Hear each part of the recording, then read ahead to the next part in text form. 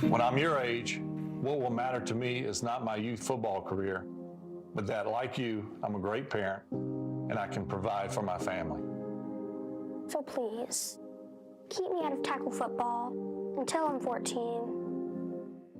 That's a portion of Brett Favre's PSA that highlights the dangers of tackle football for children under 14. Safety is a concern for many parents as football and other fall sports ramp up. Now, for insight and professional advice, I recently spoke with sports medicine physician Dr. Lee Kinnear. Yes, Kara's husband. Take a look. Lee, thank you so much for being with us today. As you've seen, Brett Favre's PSA really takes a strong stance against young individuals playing football, really in hopes of preventing CTE. First and foremost, let's describe to our viewers really what CTE is in case they're not familiar, and the effects that it can have on the brain. So CTE stands for chronic traumatic encephalopathy.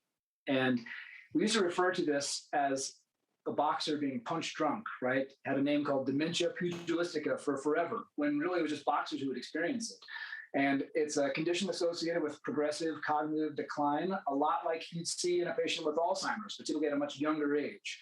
And so that includes things like depression, mood swings, confusion, and short-term memory loss. Well, Brett Favre is quoted as saying that having kids play before high school is just not worth the risk. Yeah. So let's talk about your experience firsthand. You work with athletes every day, professional athletes. Would you agree with this statement from what you've seen? What does the research say? I mean, honestly, I think it's a strong statement. And I tell my patients and their family members, it really is a family decision. I think it's a discussion and weighing the pros and cons, the risks of any collision sport, any contact sport, and any non-contact sport, because they all can become contact sports.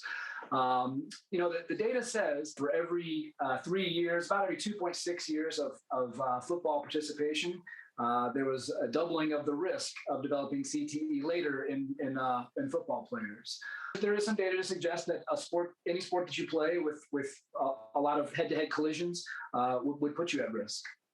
And let's talk about that, because we are gearing up now for all the football season, especially, but all the kids are back to school playing sports.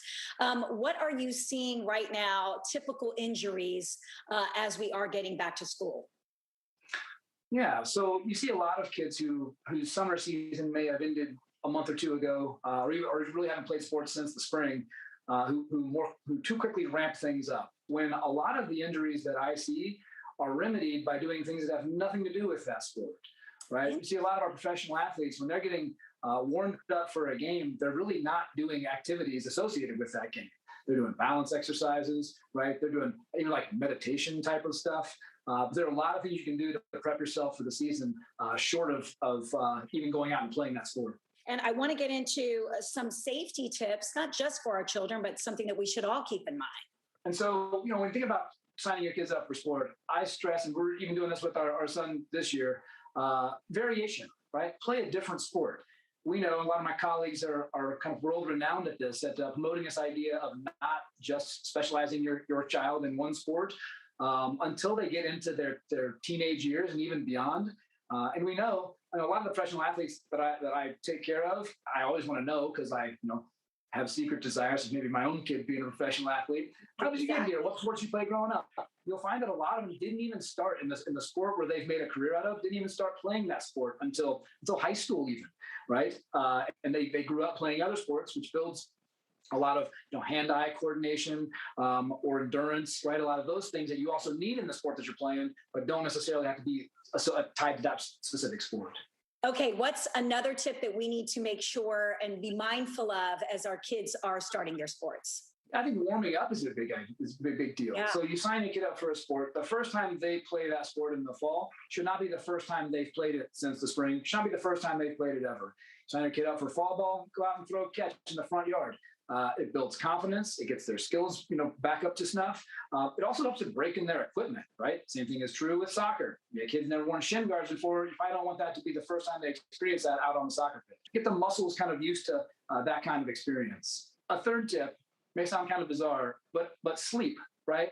It's so important to us all. We understand that, but especially during the fall, at the end of spring, in the summer, really all our kids have to focus on, many of them, is that sport. Our kids are all back in school now, right?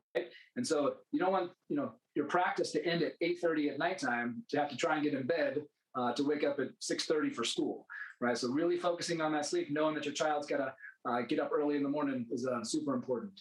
And last but not least, what else do we need to know? I mentioned the variation, but I think focusing on literal balance is super important. Not just the figurative balance of balancing out the sports, but actually your child's balance. One thing I do with my son, that sounds totally crazy, but we stand on one foot while we brush our teeth, right?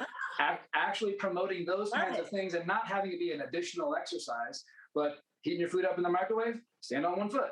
Brushing your teeth, stand on the other foot, right? That balance, that what we call proprioception, is really critical to maintaining ankle stability, hip stability, injury prevention, and performance. Dr. Lee, thank you so much. Such great, important information. We so appreciate your time. Yeah, thanks for having me. Have fun. Stay safe this fall. We are all balancing right now. I got to say, talent runs in that family. Thank you, Lee. Great tips and advice.